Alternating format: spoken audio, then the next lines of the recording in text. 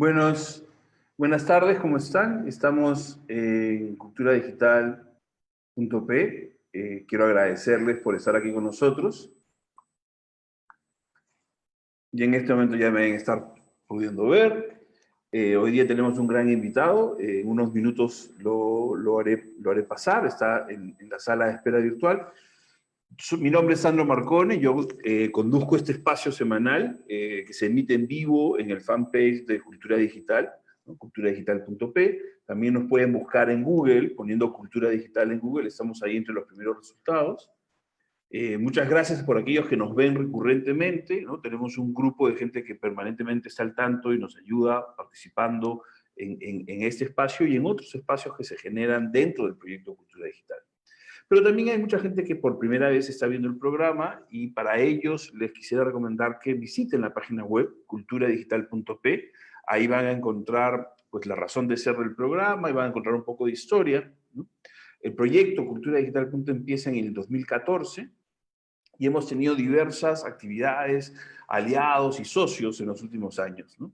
Sin los cuales no hubiera sido posible todo esto. En este caso en particular, en el programa que ya tiene más de 2 años, queremos agradecer la colaboración de Magic Media, la sociedad que tenemos con Magic Media, quienes se hacen cargo de la producción general del espacio. Para cualquier comentario o consulta nos pueden escribir a smarcone@culturadigital.p. El programa está permanentemente pensado en que hay mucha gente que no nos puede realmente ver, sino básicamente nos está escuchando. Entonces, somos cuidadosos para que esto pueda ser muy útil a aquellos que también pues, nos usan no como video, sino como podcast, por decirlo de alguna manera, ¿no? En este contexto, en el contexto de la reactivación económica, en el contexto de la pandemia, hemos creado una sección hacia el final del programa que se llama Reactiva Digital.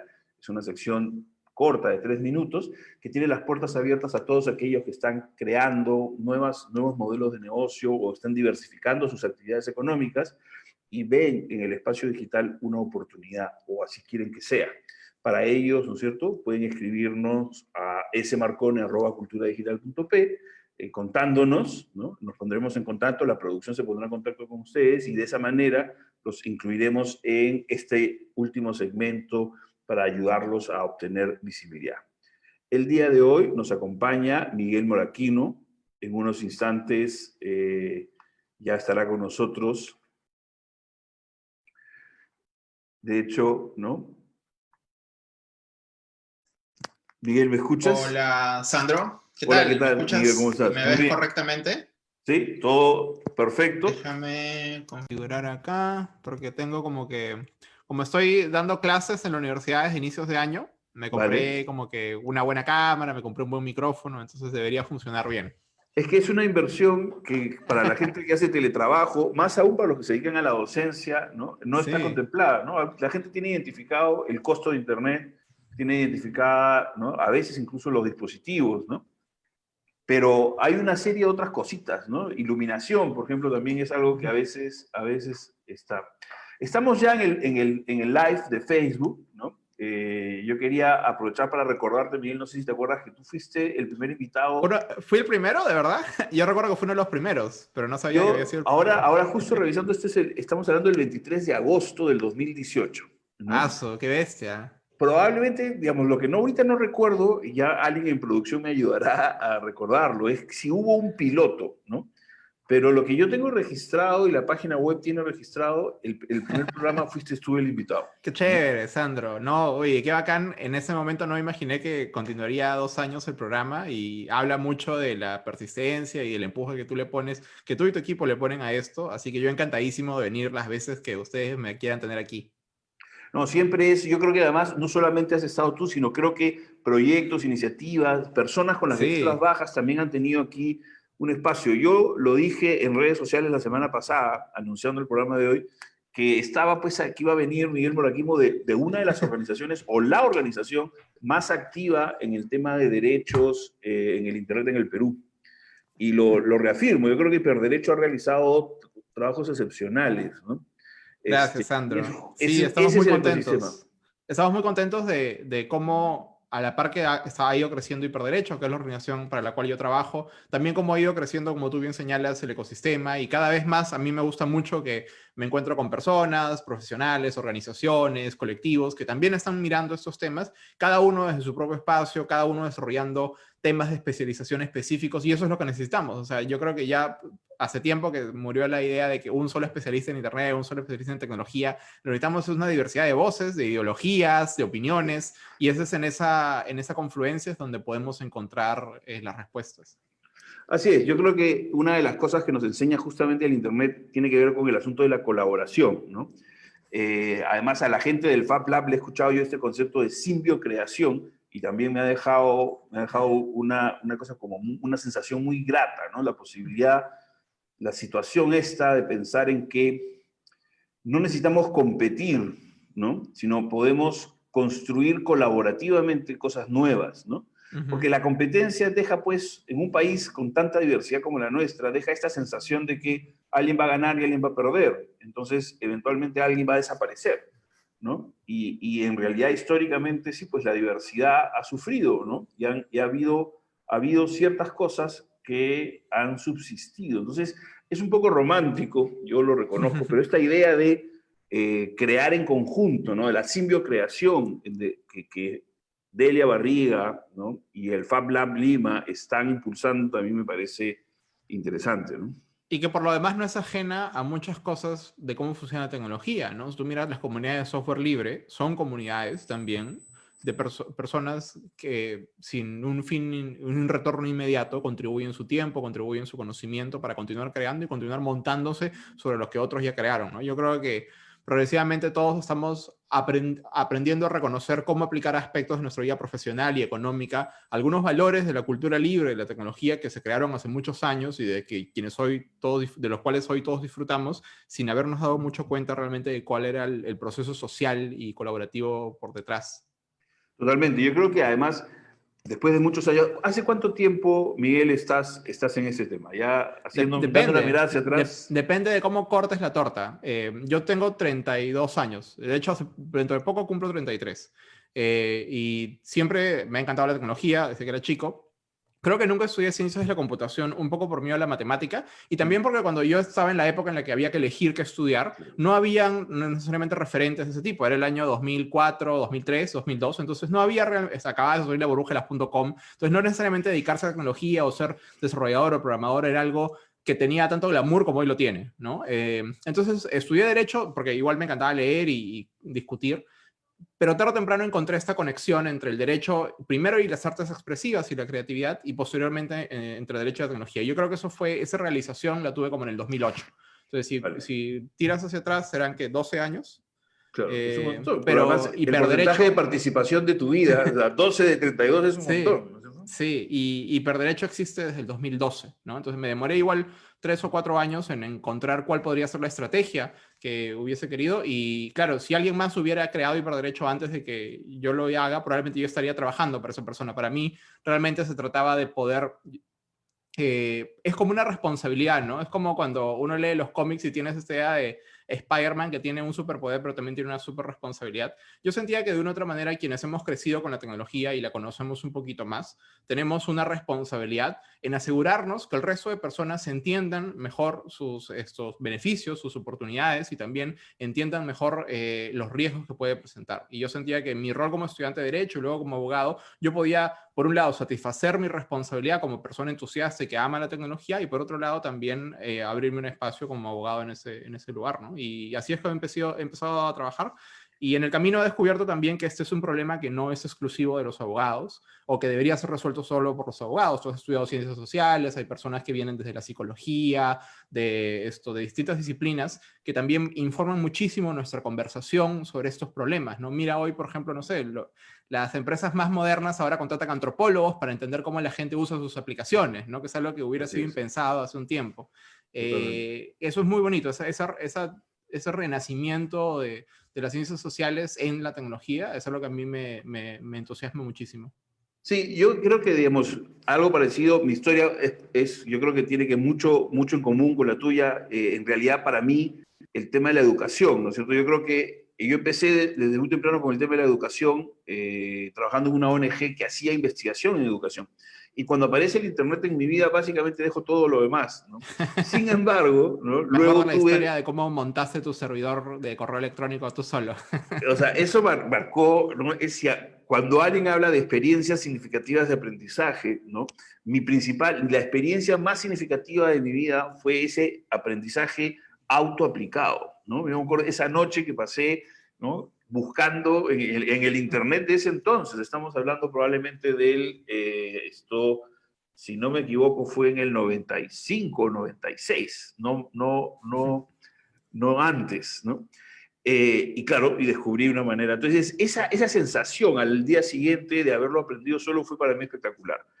Yo igual quiero tratar de siempre ser ecuánime, ¿no es cierto? Porque yo creo que el autoaprendizaje, la autorregulación del aprendizaje, no es algo para todo el mundo, no es algo para lo que estamos preparados en realidad, ¿no? O sea, los chicos no están saliendo del colegio, los chicos y las chicas aprendiendo a aprender, ¿no? Ujú. Y sin Necesitas esa cierta competencia, motivación, ¿no? A veces también. no, así es, ¿no? Incluso yo veo en esta época, además de pandemia, hay un tema que es recurrente para mí en las redes sociales y tiene que ver con el asunto de las cámaras, ¿no? De si es obligatorio tener prendida la cámara o no es obligatorio tener prendida la cámara en las sesiones del colegio, ¿no? Y Ujú. eso ha generado un montón de debate, sacando cosas interesantísimas, sacando lo peor de mucha gente también, o sea, algunas personas muy autoritarias, ¿no? Con una idea muy básica, muy pedestre de lo que significa educar, ¿no? Pero bueno, ya sabíamos que eso existía, ¿no? Una de las cosas interesantes de lo que nos está pasando en esta pandemia es que lo que sucedía antes, se ha empezado a visibilizar lo que sucedía antes en las aulas, ¿no? Lo bueno y lo malo, por supuesto, Ujú. ¿no? ¿Y tú qué opinas, Sandro, de esa debate? ¿Tú estás a favor o en contra de las cámaras prendidas? Yo creo que las cámaras son una herramienta, digamos, compartir la imagen en tiempo real en un ejercicio de comunicación es una herramienta espectacular. En un ejercicio de educación lo es mucho más. Pero creo que el profesor no puede obligar al alumno a que tenga su cámara prendida. Ujú. Creo que tiene que ser un consenso, tiene que haber una estrategia mediante el que el mundo adulto motiva y convence, ¿no?, a los chicos a aprender y apagar su cámara. Pero los Ujú. chicos tienen que entender que quien decide son ellos, ¿no? Sí. Y Yo también yo tengo creo que razones quizás administrativas. Dime. también los profesores también entender como que la diversidad de situaciones para un alumno, ¿no? De repente un alumno no tiene un fondo que se sienta cómodo de compartir con su clase. De repente el No tiene un alumno... espacio, de repente el Ujú. alumno no tiene un espacio en toda su casa en donde poder sentarse a compartir, ¿no es cierto? Por Y más claro, buena disposición que tenga a atender la clase, o de repente tiene miedo de que luego le hagan un pantallazo y sea víctima de un meme o ese tipo de cosas. O sea, yo creo que en general es en la idea esta de panóptico, de yo quiero ver las caras de todos mis alumnos, creo que terminamos simplificando una serie de situaciones desde conexión a internet, etcétera, que son muy válidas y que son sobre todo válidas en países como el nuestro. sí, a mí, como digo, yo creo que hay razones administrativas, hay razones pedagógicas, pero hay razones también, llamémoslas de derechos y deberes digitales, ¿no? A mí me parece complicado que los menores en este contexto aprendan que una autoridad puede definir o decidir sobre su privacidad, ¿no? Entonces, a mí me preocupa eso. Ujú. A muchas personas no les preocupa en absoluto, ¿ah? Y creen que además es parte del proceso pedagógico y que tienen que estar obligados los chicos a hacerlo. Yo no quiero pontificar sobre esto, pero sí creo que subestimamos nuestra privacidad y nuestra seguridad, ¿no? Como adultos, imagínate lo que hacemos con la privacidad y la seguridad de los Claro. menores, ¿no? Sí, es que yo creo que parte de una transición social en donde cada vez es más esperable que haya una cámara registrándonos. O sea, si esto fuese algo de 0 a 100 sería raro, pero tú sales a la calle y hay cámaras de vigilancia en las calles. Entras a una tienda, a un supermercado y hay cámaras. Es muy probable que además tu celular sepa dónde estás, que llegas a tu casa y hay un altavoz inteligente que te escucha, ¿no? Entonces yo creo que ya o hables tu celular con tu rostro, etcétera. Entonces creo que cada vez para muchos jóvenes incluso es como que, bueno, otra cámara más mirando otro aspecto de mi vida, ¿no? Así Es es. terrible y es una reflexión muy necesaria, pero yo creo que también es un signo de los tiempos, ¿no? Hay una normalización, ¿no es cierto?, que es la que a mí me preocupa, que tiene que ver con quién toma esas decisiones, ¿no es cierto? Y cómo nosotros, los adultos que hemos vivido en esta transición, nos hemos acostumbrado a, poquito por poquito, transacción por transacción, ir entregando cosas que eran nuestras, ¿no es cierto?, sin siquiera saber que eran nuestras y sin siquiera tener claro que las estamos entregando, ¿no? Y es por eso que a mí me causa un poco de gracia cuando aparecen, por ejemplo, este documental de El dilema de las redes sociales en Netflix, y se pone de moda y la gente Sí, empieza a sí. preocuparse, ¿no? Cuando que es algo que es lo que se viene diciendo, ¿no?, hace 10, 15 años, ¿no? Solo que ahora le hacen caso porque es un documental financiado por otra grande gigante de la atención que es Netflix, ¿no? Así es. Otro grande gigante, porque yo no he visto el documental, pero tengo entendido que el documental en buena parte construye sobre las investigaciones de Tristan Harris, que es digamos, estudioso que, digamos, investiga cómo las aplicaciones o las decisiones de diseño en las aplicaciones de una u otra manera juegan con nuestra atención y atisban nuestros impulsos más primarios para continuar haciéndonos adictos o lo que sea, ¿no? Sí, o sea, hay una dramatización. Es un documental que claramente busca estar en el cuadrante del entretenimiento, ¿no es cierto? Entonces, hay una dramatización. O sea, si fuera así de eficiente, ¿no? Yo he hecho muchísimas campañas de publicidad en Facebook, y si fuera así de eficiente sería millonario, Claro, ¿no es cierto? claro, no, y yo te puedo Lamentablemente decir no lo es. con todos esos hacks mentales que tienen, por qué Google tuvo que cerrar Google Plus, o por qué, no sé, Facebook no puede competir todavía con TikTok. O sea, tampoco no es una Sí, fórmula matemática perfecta la no, de pues. hackear la atención de las personas. Así es, ¿no? Bueno, no, bueno fuera, o no sé si está bueno, que fuera así, pero... Y eso me abre una pregunta, ¿ya? Yo debo reconocer que a veces, después de años de trabajar el tema de sociedad de la información y el conocimiento, y de creer que desarrollar la cultura digital es el camino que tenemos que seguir, a veces siento que en verdad la gente me mira como diciendo, mucho rollo, ¿no? O sea, ¿no? Ya, ¿por qué? Es más sencillo. La gente tiene que conectarse a Internet simplemente, o sea, ¿no? Pensemos en el acceso universal y que todo el mundo esté conectado a Internet. Ese rollo de la privacidad, ¿no? A una persona que necesita Internet, un chico que necesita Internet hoy día para seguir sus clases, ¿qué importa la privacidad? ¿Qué importa la seguridad, no? Pues claro, es como un debate invisible, porque Ujú. yo soy el último en querer que la frontera de conectividad no crezca. Por supuesto, que cada vez tengan más conectividad, pero es maniqueísmo, no es una cosa o la otra, ¿no? Sí, y yo también empatizo con quienes piensan así, porque claro, al igual que tú, yo voy por la vida a menudo hablándole a las personas de cosas que no le importan, o que no, a primera impresión no le importan, ¿no? Y claro, ellos me dicen, yo estoy más preocupado en conseguir trabajo, en X, Y, ¿por qué algo como la privacidad o la censura sería algo que me puede tocar, ¿no? Y esta época de estos 6 meses que llevamos de emergencia nacional, yo creo que también han sido un prisma para entender algunos de estos elementos. Si tú miras un caso, por ejemplo, que hemos trabajado en Hiperderecho, que es el de la suplantación de beneficiarios del bono universal, por ejemplo, ahí es una tormenta perfecta en la cual Estado desarrolla una página web, la página web tiene un error, el error se explota gracias a que la privacidad de las personas está siendo mal cuidada por el Estado Claro. y finalmente se suplanta a los beneficiarios aprovechando o explotando las facilidades que había dado el Estado para cobrar el bono en cualquier cajero, a través de cualquier celular, ¿no? Entonces, luego tú ves como el no preocuparse por estas cosas que aparecen de segundo o tercer piso, como la seguridad de una aplicación, la privacidad de las personas, terminan impactándonos en nuestro nivel más primario, que es yo me he quedado sin trabajo, me he quedado sin una fuente de ingresos y necesito cobrar este bono. Ahora resulta que por culpa de un mal diseño no puedo hacerlo. Eso a mí me parece que eso es, y así hay muchas personas. Lamentablemente es que esa es otra de las paradojas que probablemente quienes están siendo más impactados por esta ausencia de libre información, por esta ausencia de privacidad, etcétera, no se están dando cuenta que están siendo impactadas por ello, ¿no? Si yo postulo a un puesto de mantenimiento general en una empresa y resulta que como no tienen tiempo de entrevistarme, contratan una empresa que hace un algoritmo que mira mis tarjetas de crédito, mira no sé, mis hábitos de consumo, etcétera, y en función de eso me da un score, a mí simplemente me rechazan del trabajo, pero yo nunca me enteré que fue por culpa de este deficiente sistema de gestión de datos personales que yo estoy quedándome sin trabajo.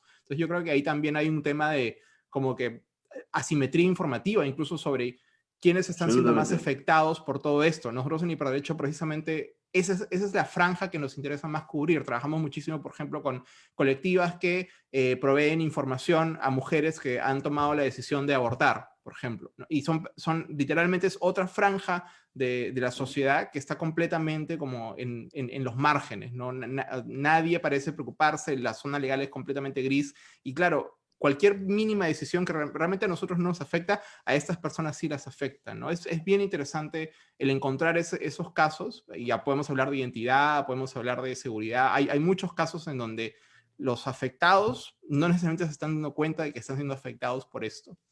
Sí, yo creo que ahí hay un tema, ¿no es cierto? Un tema es el debate invisible, que era esto de, oye, como no estoy en contra del acceso a Internet, pues no me voy en contra del acceso a Internet y todo, entonces todo parece que pasa detrás de eso, ¿no? Y que la prioridad es el acceso universal y el número de dispositivos conectados y las discusiones de fondo se van olvidando. Lo otro es lo que tú mencionas, ¿no? Que hay un nivel de inconsciencia, de desconocimiento sobre cómo me afecta, ¿no? A mí, en la vida cotidiana, ¿no? Y creo que no hay un efecto. Entonces, ese también es un tema. Lo otro que a mí también me preocupa, que es a donde yo apunto con este programa, por ejemplo, en particular, es que las narrativas se van reemplazando sin necesidad de que estos temas se resuelvan. O sea, la narrativa de la sociedad de la información y el conocimiento ha sido reemplazada por la competitividad, ¿no? Y ahora el desarrollo digital en el gobierno, en el Estado, incluso en la clase política,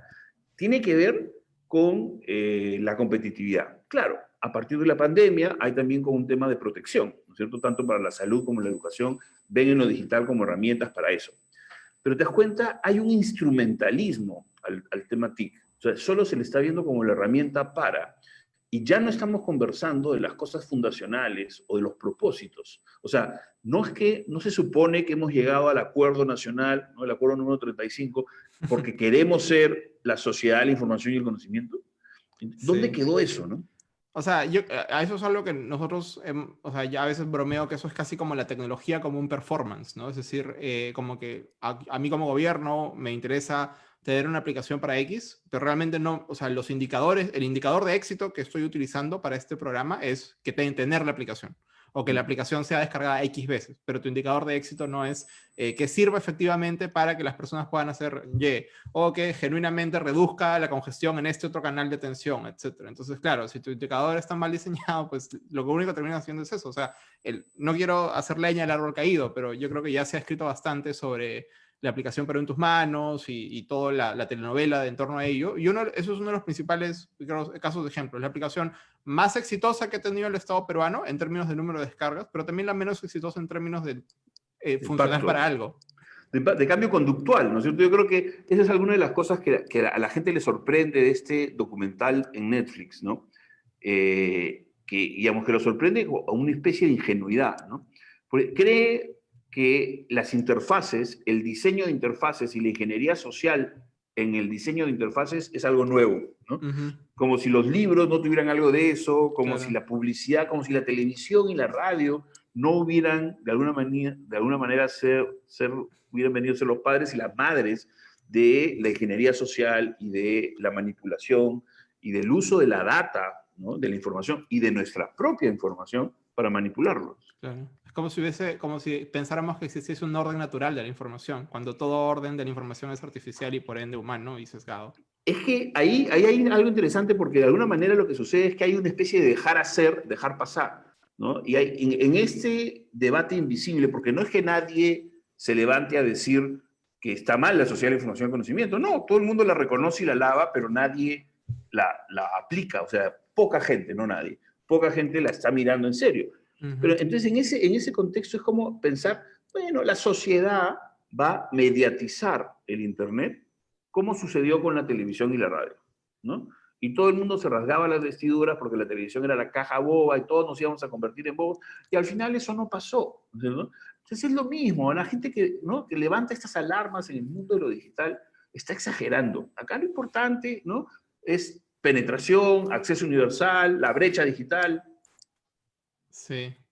Sí, y bueno, es que también yo creo que en los últimos años han sido un reflejo de cómo este problema de la sociedad de la información cada vez más abarca otros espacios, ¿no? O sea, mira todo el impacto que ha tenido en democracia y elecciones y procesos electorales, ¿no? En esto, todo el impacto que ha tenido para, pues, ahora geopolítico incluso, ¿no? Donde tienes naciones que se pelean entre ellas y toman la decisión de bloquear alguna aplicación, ese tipo de Así es. cosas, ¿no? Esto, cada vez más yo creo que es difícil contener los problemas de la sociedad de la información solo a lo tecnológico, solo a lo conectado, porque cada vez más rebalsan a otros espacios. Claro, para mí queda cada vez más claro, más evidente que el tema tecnológico es el menor, ¿no es cierto? Y que donde está el potencial, pero también los desafíos es en el lado cultural, ¿no? En el cambio conductual, en el propósito hacia donde queremos ir, en el tema de identidad, ¿no? Y un país con la diversidad que nosotros tenemos, tal vez ponemos más en riesgo, ¿no? Hay cosas que podrían desaparecer. Yo recuerdo en la época de la Red Científica Peruana, el lema de la RCP en los 90 era más Internet para el Perú y más Perú para el mundo, ¿no es cierto? Ujú. Esa es una frase que alguien podría haber denunciado de mesiánica, ¿no es cierto?, de trillada o de caviar, ¿ya? Pero en realidad, ¿no? Sí había un mensaje, y el mensaje era hay que producir contenidos, ¿no? No solamente tenemos que conectarnos al mundo, sino tenemos que empezar a producir contenidos. O sea, se regalaban las páginas web. La primera página web de Caretas fue regalada, la primera página de los canales, las primeras páginas de los ministerios fueron regaladas, porque justamente lo que había que hacer era construir contenido, una razón de ser, y que tiene que ver además con la brecha de aprovechamiento. O sea, la gente que no está conectada no siempre es porque no tiene la oferta para conectarse. Hay un grueso de personas que pudiendo conectarse deciden no hacerlo, ¿no? Sin tener claro de qué es lo que se están perdiendo, como tú Ujú. decías.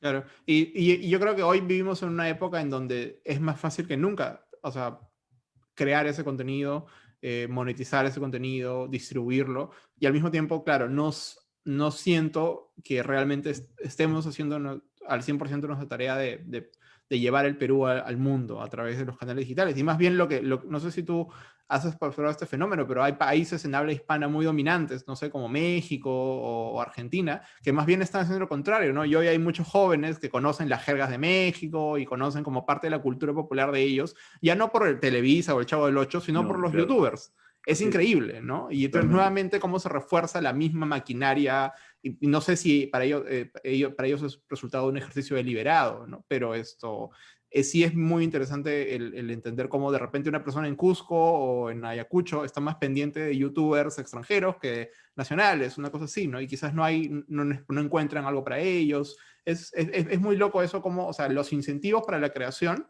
Entiendo que hay todo un tema de recursos y un tema de literacidad también, en audiovisual o lo que sea, pero, o sea, me gusta mucho, hay muy buenos ejemplos de creadores peruanos, pero, o sea, me encantaría ver 10 veces más eso, porque creo que hay mucho más Totalmente. todavía por Es que mostrar, ¿no? esa es la batalla que nos estamos jugando desde hace una buena cantidad de años. Yo recuerdo haber ido a una reunión de ICANN, ¿no? Para aquellas personas que nos escuchan que no tienen claro, ICANN es como la FIFA. La FIFA para el fútbol, ICANN es para el Internet. Es una organización privada, ¿no? Una macroorganización multi-stakeholder, que es la que de alguna manera rige el Internet hasta el día de hoy, Sobre por todo el los nombres de momento. dominio, ¿no? Las páginas, los Nombre .com, de los dominio y los .pe. números IP, ¿no es cierto? Están asociados, los nombres de dominios y los números IP están asociados a eso y en realidad son los que de alguna manera ponen las reglas, las pocas reglas de juego que funcionan en el Internet supranacional, ¿no?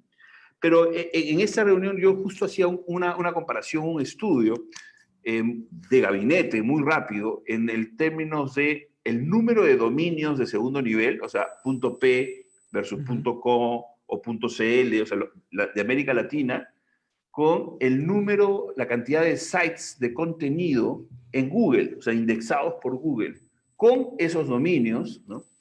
Y claro, no había ninguna correlación, o sea, no había ninguna relación. Y algunos países con menos dominios, como por ejemplo Bolivia o Ecuador, tenían aparentemente más contenido indexado que Perú, ¿no?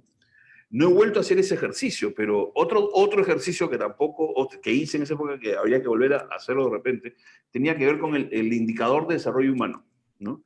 cómo, o sea, cuál era la relación que existía, ¿no? Estadísticamente hablando, si había algún tipo de asociación numérica, por lo pronto, entre la cantidad de dominios, ¿no? Y el indicador de desarrollo humano, o incluso los usuarios de Internet y este indicador del PNUD de desarrollo humano. Sí, porque eso te iba a decir, yo creo que, y es algo triste para mí, porque a mí me encanta la Internet abierta, pero yo siento que cada vez más el indicador números de nombres de dominio de segundo nivel cada vez es menos útil para determinar el nivel de creatividad digital que existe en un país por la cantidad de plataformas cerradas en donde ya no tienes una página web, pero tienes una cuenta en Instagram, una cuenta en Facebook y eso es todo lo que tienes.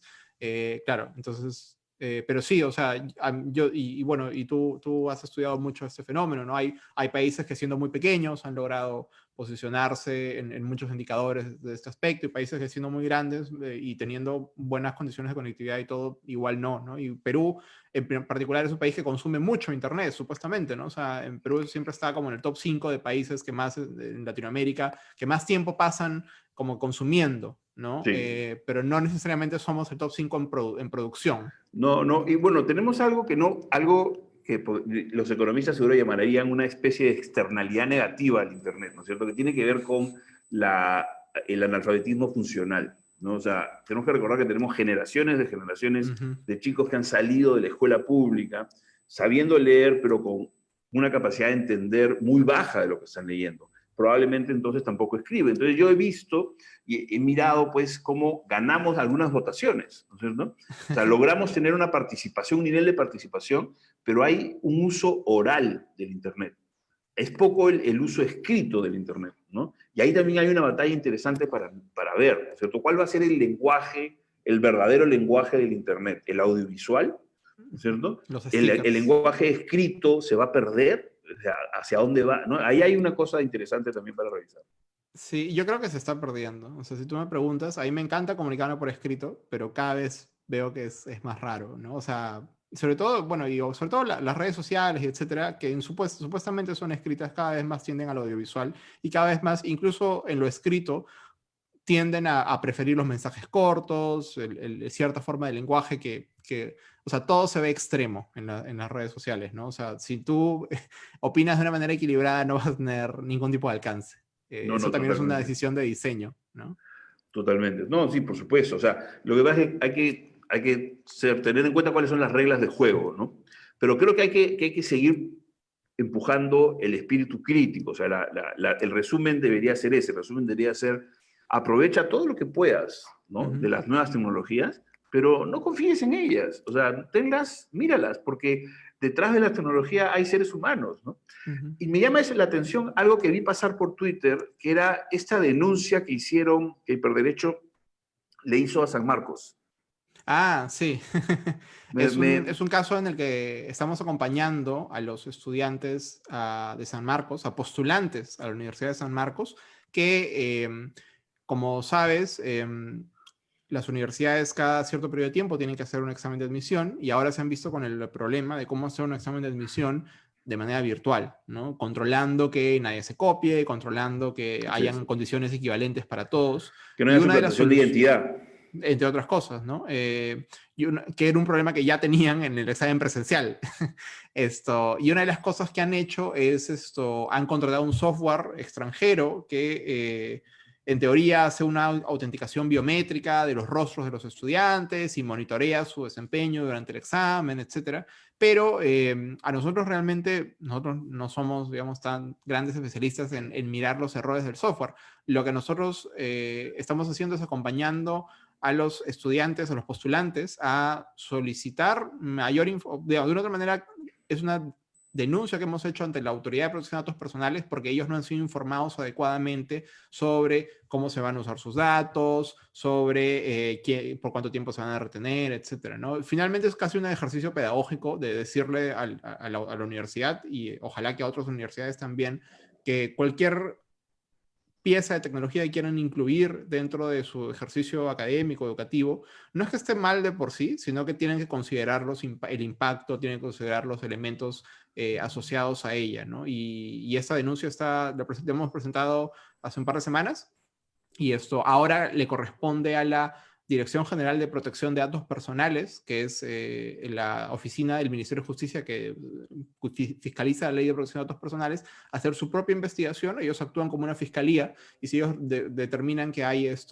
materia denunciable, ellos van a iniciar un procedimiento administrativo sancionador. Nosotros simplemente hemos dado parte del caso, así funciona la ley, y nos quedamos a un costado esperando que las autoridades determinen si es que esto es un caso en donde vale la pena pronunciarse.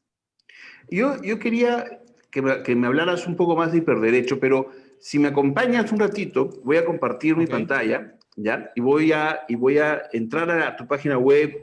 Además hay un video que quiero que la gente vea y que me ayudes tú eventualmente comentándolo, ¿te parece? Y ya luego me cuentas, claro. ¿No? Wow, esto es muy dinámico, Sandro. Bueno, estoy probando este formato, ¿no? A ver cómo nos va, pero sí, esto, entonces, es el que había preparado para ver juntos. Pedir acceso a información pública o documentos estatales es un proceso complicado y tan lento que puede tomarte semanas de colas, papeleos, formularios y al final del camino no obtener lo que buscabas. Por suerte, ahora tienes Pidelain, donde podrás hacer solicitudes de acceso a la información pública de manera rápida y sencilla. Además, cada vez que una solicitud sea respondida, esta se hará pública y facilitará que otros usuarios puedan acceder a ese documento aún más rápido y sin perder tiempo. Solamente tienes que ingresar a pidela.in. Este es uno de los videos que encontré, de una de las cosas que ustedes han hecho que a mí me parece espectacular, que es el acceso a la información pública, ¿no? Ajá, sí. Bueno, en Hiperderecho nosotros, además de estudiar los problemas del derecho y la tecnología, creemos firmemente en que la tecnología puede ser un instrumento para el ejercicio de derechos. Y lo que hacemos es, a través de una serie de experimentos y programas piloto, tratamos de un poco demostrar a las personas cómo esto podría ser posible. Y esto es un proyecto que hicimos probablemente hace 3 años, que todavía está en marcha, se llama pidela.info, y está inspirado en mi experiencia personal, que es que yo cuando era practicante de derecho, una de las cosas que más me hacían hacer era ir a solicitar información pública de distintas entidades. Y aprendí al toque a hacerlo. Y me di cuenta que finalmente era medio difícil para muchas personas hacerlo porque no sabían llenar el formulario o porque había que ir a la entidad misma a perder tu mañana y a dejar el papelito y luego ir a recogerlo. Y un poco leyendo la ley me di cuenta que ya era posible hacerlo por internet, pero que no todas las entidades públicas se habían montado su propio formulario o tenían un sistema de procesamiento. Entonces ahí vimos la oportunidad y de la manera que funciona la página web es actúa como un intermediario entre las personas que quieren solicitar información y las entidades públicas que solo ponen solo ponen un correo electrónico y ahí les llega todo, no tienen que instalar nada. Y otra cosa bonita que tiene es que está inspirada también en el mundo de la internet, porque cuando yo iba a pedir, por ejemplo, qué tipo de cosas se piden por información pública, la copia del contrato de una obra, ¿no? De una pista, por ejemplo, que se está haciendo. Cuando yo iba a pedir esa solicitud a la ventanilla, me quedaba yo con la copia. Nadie más tenía acceso a la copia. Decía, pero esto es información que podría servirle a más personas. La página web está construida para romper con ese esquema de 1 a 1 y pasar a un esquema de 1 a muchos. Entonces yo pido la información y el resultado, la respuesta de la entidad, pasa a ser pública para siempre en Internet, porque es como siempre tuvo que estar, ¿no? Totalmente. Entonces, sí, es espectacular. Es espectacular. Es como un cache, es como un caché, una memoria caché de solicitudes de información, ¿no es cierto? O sea, y no tiene sentido. Está inspirada en proyectos similares en todo el mundo, pero nosotros hicimos nuestro propio desarrollo, es software libre, además, lo pueden ver en nuestra página de GitHub, y está corriendo ya hace varios años. El principal problema que hemos tenido es que las entidades públicas no necesariamente están interesadas en tener otro canal más para recibir solicitudes. Así que pero bueno, continuamos impulsándolo, ¿no? Esto es una de varias cosas que hemos hecho en los últimos años a nivel de desarrollo de tecnología. Y el video juega un poco con la idea de los videojuegos, y etcétera, porque claro, a veces ir a pedir información pública se siente como jugar una partida muy difícil de un videojuego. Totalmente, o sea, yo creo que me gustó por eso, por lo lúdico que estaba detrás. Estamos ahorita mirando la página de hiperderecho.org, ¿no? Que es donde pueden encontrar todas las cosas que ha estado haciendo Hiperderecho, que es esta organización de la cual Miguel es fundador, ¿no? Y creo que hay tecnología como libertad, ahí está qué es Hiperderecho, qué hacemos. Y ahí ¿no? está nuestra mascota, Hiperión, que es un oso peruano de anteojos. El oso peruano, ese de acá. Que además tiene anteojos. Es una broma recursiva. Estaba espectacular, está buenísimo. Y había una cosa que a mí me llamaba mucho la atención, ¿no? Que era este segundo video que quiero mostrarles, ¿no? A las personas que nos están viendo ahora y las que nos van a ver después, ¿no? Ese también es muy gracioso. Entonces, si estás en la punta, tienen el derecho a retenerte el celular solo porque estabas jugando a Pokémon Go en un horario no permitido. Eso es injusto. Todos tenemos derecho a capturar a Lapras. Ya sé que tenemos eso, pero ¿qué hay de saber lo importante? Como saber si esto es ilegal o saber si es que no está rompiendo algún derecho. ¿Alguien preguntó por sus derechos? Yo soy Moisés Digital y he venido a darles los 10 derechos digitales que todo ciudadano debe conocer. ¿10? ¿No puede ser más o menos como en BuzzFeed? Sí, como los top 3 derechos que no sabías que tenías o 3 derechos que nadie te dijo. Ay, milenios, está bien, está bien. Vamos con... Me encanta esta figura, pues claro, de los chicos, no, pues 10 no te pases, ya no, ¿no? 3, dime cuáles son los 3, cuál es el más importante. Que además si lo ves ahora como una especie de paréntesis, de alguna manera es lo que está sucediendo en la educación, o sea, ¿no? Nos vamos a la educación digital y llevamos todo a una sesión audiovisual síncrona y tratamos de replicar lo que sucedía en el aula, cuando en verdad lo que nos toca hacer es resumir, ¿no? Sí. Y la incapacidad en la que hemos dejado a nuestros docentes.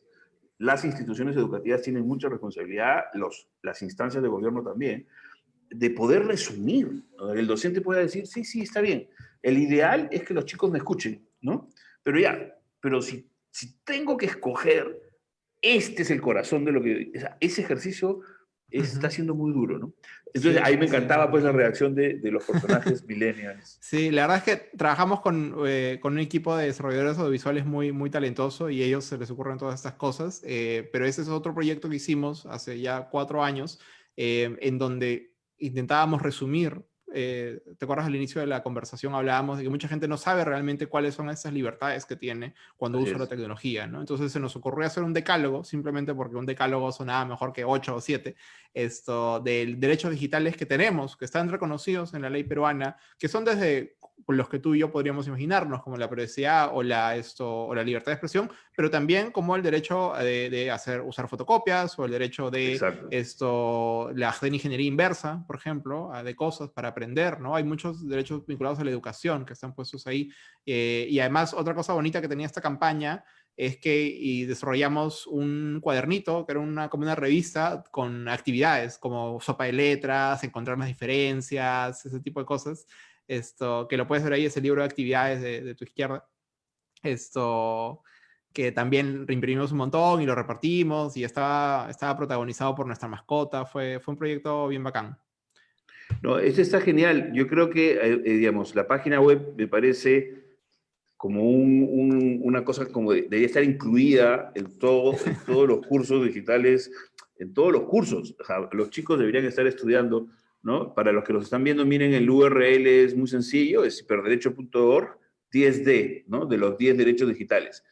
Es interesante, Miguel, porque efectivamente en lo que haces, yo creo que hay un componente comunicacional muy interesante. Y yo creo que se lo toman en serio, ¿no? O sea, es lo que he descubierto. ¿Tú sabes cómo es esto en la vida, Sandro? Uno empieza en un sitio y termina en otro. Yo empecé queriendo trabajar en problemas complejos sobre derecho y tecnología y he terminado descubriendo que la real necesidad es poder explicar las cosas y poder explicarlas a diversos niveles, en diversos lenguajes, en diversos espacios, y un montón de veces nos equivocamos, pero constantemente andamos buscando nuevas maneras de comunicar las cosas, ya sea a través de videos de comedia. Tenemos otro video en donde a un tipo lo disfrazamos del Chapulín Colorado, pero realmente es un decreto legislativo. Hemos hecho una serie de microdocumentales este año con personas creadoras en internet, desde cómicos, activistas, etcétera. Constantemente nos andamos preguntando eso, ¿no? ¿Cómo más llevar esta información? Y bueno, lamentablemente en esta época no podemos hacer muchos eventos, estamos haciendo eventos virtuales, pero sí, es una de las tareas. Yo creo que hoy por hoy hay muchas ya organizaciones en nuestro país, afortunadamente, que están preguntándose lo mismo, ¿no? Es decir, cómo bajamos los conceptos, cómo aterrizamos las cosas. Tenemos una guía de sexting, por ejemplo, ¿no? Que tiene hasta un comparativo sobre qué aplicación usar, qué aplicación no usar. Constantemente andamos viendo de qué manera lo que sea que nosotros investigamos o las preocupaciones que tenemos pueden llegar a otros públicos. Y es algo de lo que estamos aprendiendo muchísimo. Sabes que los abogados no somos necesariamente las mejores personas para eso. Estamos aprendiendo muchísimo de comunicadores, de sociólogos, de personas que hace mucho tiempo están preguntándose lo mismo también. Yo creo que hay un reconocimiento bien interesante en lo que estás planteando. Tiene que ver muchísimo con las interfaces y las mediaciones, ¿no? Digamos, esto que Carlos Escolari estudia muchísimo, ¿no? Y yo siempre recomiendo en la página web, a los que nos están viendo, Carlos Escolari tiene un blog que se llama Hipermediaciones, que vale la pena darle una mirada, ¿no es cierto? O sea, necesitamos interfaces, y necesitamos interfaces de las interfaces, ¿no? Así como este proyecto de ustedes de pidela.info es una interfase de la interfase de acceso a la información pública, ¿no? Durante años, el CIAF amigable, ¿no es cierto? Esta página, esta consulta dinámica al tema de presupuestos, era intragable, ¿no es cierto? Sigue siendo intragable en realidad. Lo que pasa es que ya los periodistas han terminado aprendiendo más sobre gestión pública y sobre temas de presupuesto. Pero era como para hacer una novela, ¿no? El CIAF amigable del Ministerio de Economía y Finanzas, ¿no? ¿Y había una versión no amigable? O sea, ¿esto consultaba una versión cruda del CIAF? También, o sea era la versión expert mode. El CIAF es el ERP, como tú sabes, es el ERP del Estado peruano, ¿no? Y es tan poco amigable que hasta las mismas instituciones del Estado se quejan del CIAF, ¿no es cierto? O sea, pero acá fue una ventana. Esto fue financiado por el BID durante hace muchos años. Bruno Barletti era el que estaba. Yo creo que es el primer sistema de información para la gestión pública que funcionó. Hubo varios intentos, ¿no? Bueno, de hecho sigue funcionando. Hay todavía muchísimas mejoras posibles, ¿no? Pero a mí me interesaba, siempre me parecía, ¿no? que era un caso de estudio el CIAF amigable, ¿no? Un momento de humildad, ¿no? Decir, bueno, vamos a reconocer que esta es la versión amigable de... Claro, porque además el original es cero amigable. Entonces, claro, era terrible porque la interfase no tenía diseño gráfico, estamos hablando de una época en donde el UX y el UI eran casi inimaginables, ¿no es cierto? O sea, y que todo estaba manejado. Yo no sé si te pasa a ti, pero muchísimos de los equipos detrás de las páginas web, los aplicativos, las apps, ¿no? Tienen mucho poder. En lo que yo he visto en el ecosistema peruano, el developer. Sí. ¿No? Pero no sé si es por diseño, yo creo que es más por dejadez. Lo que pasa es que a menudo tienes un equipo de 8 personas que se les ocurre algo y contratan a una sola persona para que haga todo. Entonces esta pobre persona tiene que montar el servidor, tiene que imaginarse todos los procesos y además tiene que dibujar, poner colores, espaciar las cosas, escribir los textos. Sí, claro, le pones ahí más grande, figuritas. No sé, claro, y recibir el feedback. Entonces yo creo que tiene mucho poder de developer, pero por default, ¿no? Porque no hay nadie más diciéndole cosas. Así es, ¿no? Y no hay una cultura, ¿no? Eso lo veías en la página web, o sea, haciendo las primeras páginas web era una locura, ¿no? Cuando ya la gente empezó a entender algo de las páginas web, lo siguiente era que querían que la hagas por $100, ¿no? Entonces yo creo que hay una consolidación de las interfaces, ¿no? Y efectivamente hay mucha gente que ya, pues, cada vez que yo hablo de página web, ¿no? Me mira como diciendo, ¿de qué me estás hablando? Eres un tío, ¿no? Ciertamente soy un tío, claramente soy un tío. Pero sigo pensando en que el desarrollo, la web en sí misma, no va a morir, ¿no? Ojalá que no. Yo creo que una cosa buena que puede salir de estos 5 años en donde hemos estado preguntándonos el poder de las plataformas y la consolidación entre Google, Facebook, etcétera, es que todavía siguen saliendo como que fogonazos de aire fresco a través de la internet descentralizada, ¿no? No hay nada más rebelde que tener tu propia página web y no depender de nadie. Y hay nuevas redes sociales, nuevos experimentos desde Element, Mastodon. Hay muchas cosas que van saliendo. Tumblr todavía sobrevive, no sé, hay muchas cosas que WordPress, por ejemplo, Automatic en general y sus proyectos. Hay muchas cosas que todavía nos recuerdan que hay una internet libre que es la internet que tú y yo podemos hacer. Y ojalá que eso no muera, no sé. Con tanta gente estudiando ciencia en la computación, ojalá que no. No, ojalá. Ahora, yo creo que hay cosas interesantes, incluso estos temas geopolíticos que empiezan a mezclarse en el Internet ayudan, ¿no? O sea, por ejemplo, tener claro que todo el contenido que tienes en Facebook no necesariamente va a estar, Siempre. O en va a todos estar lados. disponible, ¿no? Pronto puede que no esté disponible en ningún equipo o ninguna red soportada por software o hardware chino, ¿no es cierto? Ujú. Y no está disponible hoy día en Google, ¿no? O sea, Google no lee no indexa No el indexa. interior de Facebook, ¿no? Y eso son cosas de conocimiento, yo no diría especializado en realidad. O sea, no deberían serlo. No deberían serlo, efectivamente, ¿no? Creo Yo, que, yo enseño Derecho y Tecnología en la universidad y a menudo las dos primeras clases son tratar de explicar a las personas que un buscador es distinto de un navegador. Porque claro, mucha exactamente. gente educada que va a la universidad todavía no entiende esa diferencia porque ya hemos crecido en este mundo en donde ya es todo una sola gran caja, ¿no? Y no entienden las diferencias. Ese es un peligro claro, ¿no es cierto? No sé si usar la palabra peligro para no me sensacionalista. Ese es un desafío claro, ¿no es cierto? El otro es convertir a las marcas en estándares, ¿no es cierto? Mm, Eso tampoco es nuevo, ¿no es cierto? La gente hablaba de ujú. Frigidaire por hablar de la refrigeradora, ¿no es Sí, cierto? eso se llama, incluso en propiedad industrial, en marcas, eso se llama la vulgarización de una marca. Cuando Exactamente.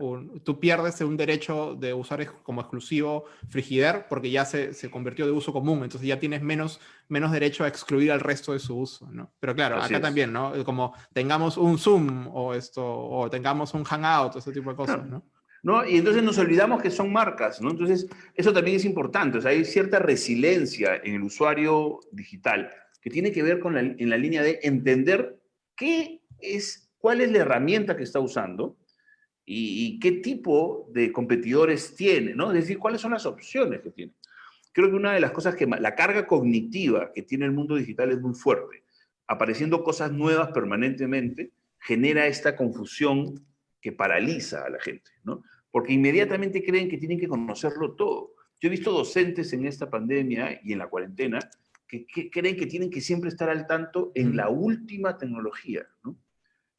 A veces menos es más, ¿no? Entonces, Sí, tener no. claro el mapa, ¿no? Y tiene que ver con la manera en la que se comunican, una vez más, ¿no? O sea, yo creo que, por ejemplo, nosotros hemos estado estudiando mucho estos años violencia de género en línea y el fenómeno de las personas, por ejemplo, que se organizan para acosar a otras personas. Y uno de los principales mitos con los que nosotros combatimos es la idea de que estas personas que te acosan son como genios superdotados de la tecnología frente a quienes tú no puedes hacer nada. Sí. Porque Me si partes de esa hackearon. premisa, claro, me hackearon y esa persona, claro, así como me hackeó a mí, pues puede hackear al presidente de la República, no sé, entonces, ¿qué puedo hacer yo? Entonces, si partes de eso, ya perdiste, o sea, no hay nada más que puedas hacer.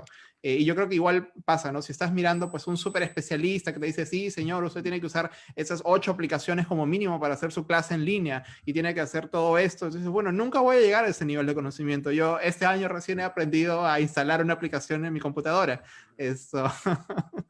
No, Yo es creo claro. que es necesario mucha más empatía y mucho más esto, y entender que no es de 0 a 100, es un continuo y todos aprendemos todos los días. Totalmente. Estamos prácticamente y entrando a la recta final. Miguel, han pasado ya casi una hora. En verdad ni la he Sí, es muy sentido. entretenido conversar contigo, Sandro. No, es espectacular porque además creo que la idea del formato es que tengas tiempo para contar todo aquello que no se puede contar normalmente en los medios, porque el medio siempre busca la noticia, ¿no? Sí. Y te da 2 minutos para que cuentes cosas que tienes que explicar en más. Entonces, desde esa lógica, ¿hay algo que quieras contarnos, algo que se esté quedando en el tintero, algo de lo que están haciendo en Hiperderecho, o algo que creas que es importante que la gente sepa, que no Sí, hayamos hablado ya? muchas cosas, en verdad, y de hecho, en los últimos años has esforzado por tener un producto para todo el mundo. Entonces, si les interesa mucho políticas públicas, etcétera, métanse a nuestro blog. Estamos todo el tiempo escribiendo sobre cosas bien interesantes ahí. Si les interesa un poco más de las cosas de las que hemos conversado, les recomiendo un nuevo proyecto que hemos lanzado que se llama Internet Somos Todos. La página web es hiperderecho.org/IST. Y es un proyecto que recoge las principales amenazas que nosotros estamos observando a la tecnología y a la Internet abierta en el mundo. Y además tiene una serie de mini documentales que hemos hecho. Hemos grabado 4 mini documentales IST. 4 mini documentales con personas peruanas que están siendo creativas y cuya creatividad solo se existiría y solo funcionaría gracias a Internet. Esto está en los videos, están ahí en la sección de protagonistas y están muy buenos. Toda esta semana vamos a estar compartiendo los videos. Está desde Marina Kapoor, por ejemplo, que es una actriz trans cuya película Sin Vagina Me Marginan nunca pudo ser estrenada en los cines y encontró en internet un espacio para llevar su película a todo el mundo.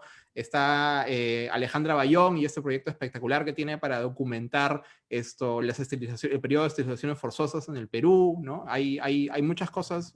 Nosotros precisamente tratamos de buscar esas historias, ¿no? De gente, creadores en los márgenes, personas, gracias para quienes Internet ha sido un genuino vehículo para hacer lo que hoy hacen, ¿no? Que yo creo que es la promesa de Hiperderecho. Hiperderecho lo que quiere es hacer que los peruanas y los peruanos podamos desarrollar nuestro máximo potencial gracias a la tecnología y estudiamos y investigamos cómo lograr. Genial, yo te agradezco un montón. Efectivamente, lo sigo a ustedes en redes, ¿no es cierto? Estoy tratando siempre de estar al tanto. A mí me queda claro que en términos de derechos y deberes en el Internet, ¿no es cierto? Hiperderecho siempre tiene ahí una voz que hay que escuchar, ¿no? Muchas es un gracias, referente, ¿no? Entonces yo te agradezco muchísimo el trabajo. Creo que se necesita más de eso, más en el contexto electoral, ¿no? Yo creo que vamos a empezar a escuchar a la gente hablar del acceso, ¿no es cierto? Y es cierto, necesitamos muchísimo acceso, ¿no? Y lo hemos vivido en la pandemia. Necesitamos hablar buen acceso a Internet, con tecnología simétrica, que permita consumir y producir. O sea, hay muchísimos temas, pero no podemos dejar de pensar que hay otras variables, como el uso, la apropiación, la sostenibilidad, que tienen que complementarse con el acceso. El Estado tiene que empezar a desarrollar una ética de uso de información que no sé si estamos listos. O sea, y la misma lucha, esta lucha casi eterna que ha tenido el buen Eric Iriarte con el asunto de las elecciones, ¿no es cierto? Con el sistema, con el software de las elecciones digitales. Yo creo que tenemos que trabajar para que en el proceso electoral, ¿no? Este ecosistema de gente que, como tú decías, que entiende un poco más y que se da cuenta de lo que está en juego, tenemos que hacer incidencia, ¿no? No podemos quedarnos ya de brazos cruzados. Hay un montón de cosas pasando por ahí, y nuevos problemas. O sea, bueno fuera que tuviéramos resueltos los anteriores, ahora tenemos nuevos, como que, por ejemplo, ya no se puede hacer publicidad tradicional, con lo cual esta campaña va a ser sobre todo publicidad en línea. Y la publicidad en línea, desde el año pasado, tiene nuevas reglas. Entonces hay muchas cosas bien interesantes ahí. Absolutamente. Yo voy a pasar al último segmento, que es el de Reactiva Digital. Estás invitado a escucharlo, también puedes escabullirte sin mayor problema. Yo contigo me despido, Miguel. Muchísimas gracias. Genial, Sandro, ¿no? muchas gracias. Han sido 2 años interesantes, ha sido místico, mágico, religioso, ¿no es cierto? Tenerte en el... Sí, y espero volver antes de los 2 años. Yo, de todas maneras, tenemos que hablar de Creative Commons, que a mí es una cosa que me parece espectacular, y muchas otras cosas. Pero bueno. Encantadísimo. Un abrazo. Muchas gracias. Saludos a todos. Amigos, yo ahora les quiero mostrar, claro, quiero entrar al Reactiva Digital de esta semana. Yo les he comentado que este segmento, en verdad, es un segmento que me inspiró la encerrona de Cifuentes, ¿no? Con la idea de darle un espacio, de contribuir a la visibilidad, a la mucha visibilidad que tiene el programa, a gente que está luchándola, ¿no? Y tenemos en este segmento, siempre empezamos, ¿no? Reactiva Digital con la página de Innóvate, con el kit digital del Ministerio de Producción, y bueno, luego dejo que el video hable por sí solo.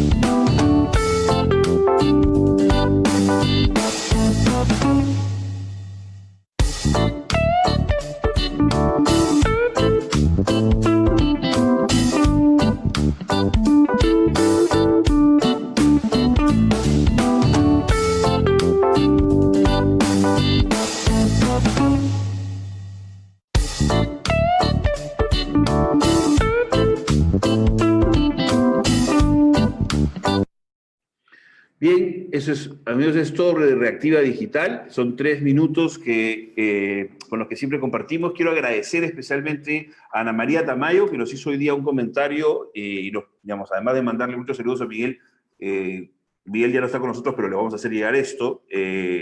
Claro, ella planteaba algo que yo no sabía, ¿no? Que era que hoy es el Día Internacional de Acceso a la Información Pública. Es espectacular, además porque, de hecho, justo me interesó el pidela.info, que es del acceso a la información pública, sin tener claro el día que celebrábamos. Muchas gracias por esta anotación, Ana María. Yo los dejo. La próxima semana vamos a tener a la gente de Cisco para contarnos un poco, no solo el enorme trabajo educativo que ellos hacen con la red Cisco de aprendizaje desde hace muchísimos años, sino en el contexto, en el trabajo que están haciendo con el Ministerio de Educación. Entonces, eso, yo solo, como siempre, decirles que este final, pues, que sea el inicio del programa de la próxima semana y espero que estemos ahí juntos de nuevo. Un abrazo.